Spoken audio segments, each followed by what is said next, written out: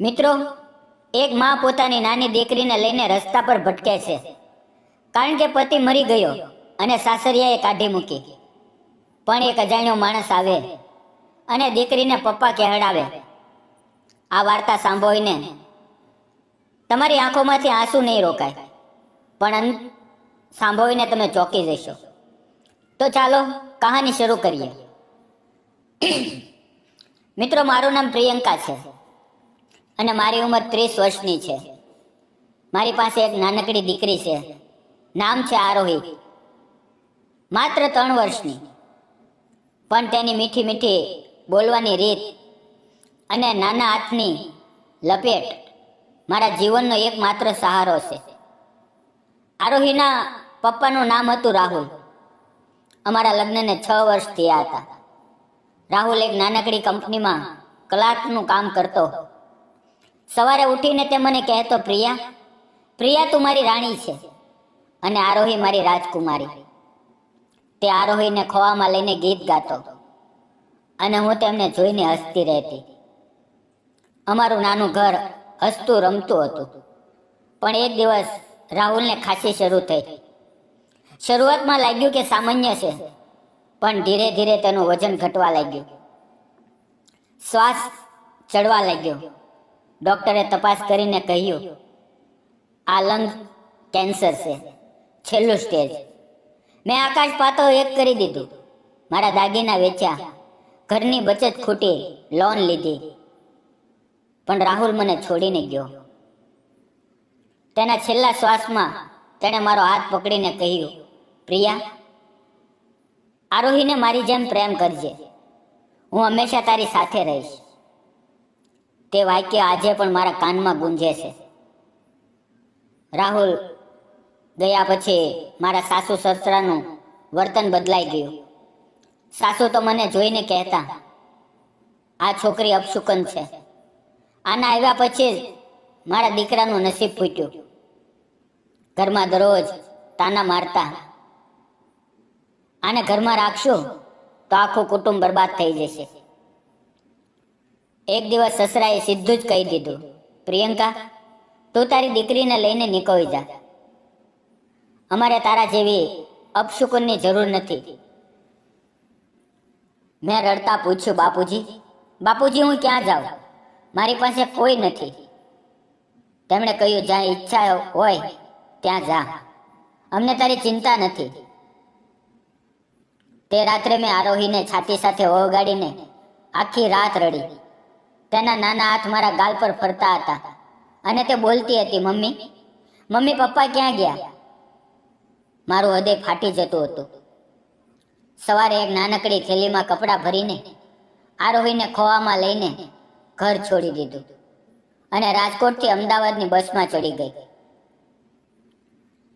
શહેરમાં પહોંચી તો લાગ્યું કે કોઈ અજાણ્યા સમુદ્રમાં ડૂબી રહીશું. એક નાનકડી ઝૂંપડીમાં ભાડે રહેવા લાગી, જ્યાં વરસાદ આવે તો છત પરથી પાણી ટપકે. પૈસા નહોતા.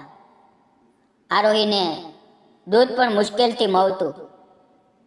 મેં ઘર ઘર જઈને કામ માંગ્યું, પણ કોઈએ વિધવા અને નાની દીકરી વાળીને નોકરી આપી નહીં. છેવટે મેં હાઈવે ઉપર એક જૂની લારી ભાડે લીધી.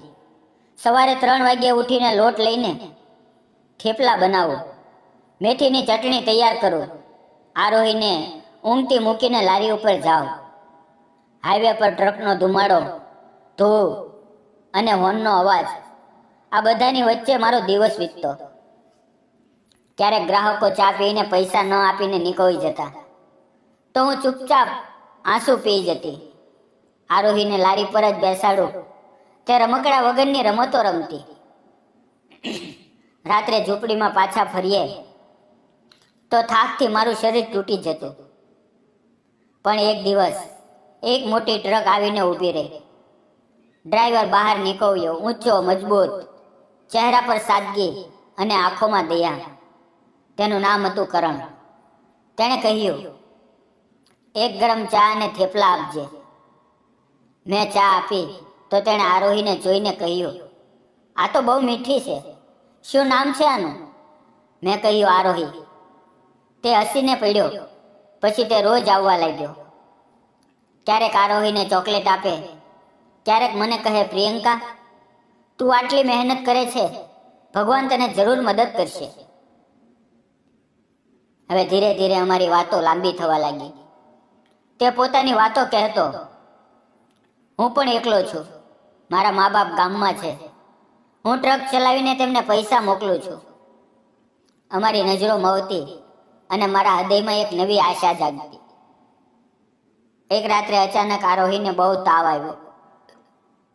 તે રડતી રહી, મમ્મી, મમ્મી દુખે છે. પણ મારી પાસે દવાના પૈસા નહોતા. મેં લારી પર જવાનું બંધ કર્યું. 3 દિવસ સુધી આરોહીની હાલત બગડતી ગઈ. હું તેને વગાડીને રડતી, ભગવાન, ભગવાન, મારી દીકરીને કંઈ ન થાય. ચોથે દિવસે કરણ આવ્યો તો લારી બંધ જોઈ. તેણે પાડોશીઓને પૂછ્યું અને મારા ઝૂંપડા સુધી પહોંચી ગયો. દરવાજો ખખડાવ્યો તો મેં રડતા રડતા દરવાજો ખોલ્યો. કરણ અંદર આવ્યો અને આરોહીને પથારીમાં પડેલી જોઈને ચોંકી ગયો. પ્રિયંકા, આ શું થયું? મેં કહ્યું, કરણ, તેને તાવ છે, પૈસા નથી, ડોક્ટર પાસે લઈ જઈ શકી નથી. તેણે તરત આરોહીને ખોવામાં લીધી અને કહ્યું, ચિંતા ન કર, હું છું ને.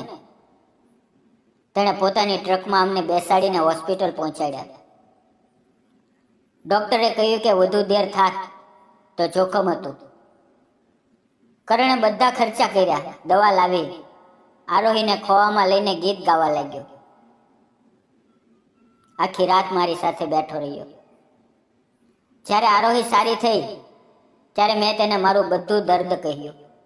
રાહુલનું કેન્સર, તેનું જતું થવું, સાસરિયાનું અપમાન, ઘર છોડવું, હાઈવે પરની મહેનત. કહેતા કહેતા મારી આંખોના આંસુ ન રોકાયા. કરણ શાંતિથી સાંભળતો રહ્યો. પછી મારો હાથ પકડીને કહ્યું, પ્રિયંકા, તું દુનિયાની સૌથી મજબૂત માતા છે.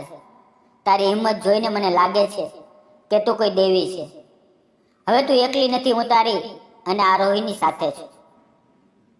આરોહી તેની પાસે દોડીને આવી અને કહેવા લાગી, પપ્પા, પપ્પા, તમે મને બચાવીને. તેના એ શબ્દો સાંભળીને મારા આંસુ અને કરણની આંખો પણ ભીની થઈ ગઈ. સમય વીત્યો. કરણ દરરોજ આવે, આરોહીને રમાડે, મને હસાવે. પણ એક સાંજે હાઈવે પર સૂર્ય ડૂબતો હતો. લાલ નારંગી રંગ આકાશમાં ફરી વળ્યો હતો. કરણે કહ્યું, પ્રિયંકા, પ્રિયંકા, મારી પાસે મોટું ઘર નથી, મોટી ગાડી નથી, પણ મારું હૃદય છે જે તને અને આરોહીને પોતાનું માને છે. શું તું મારી સાથે નવું જીવન શરૂ કરીશ?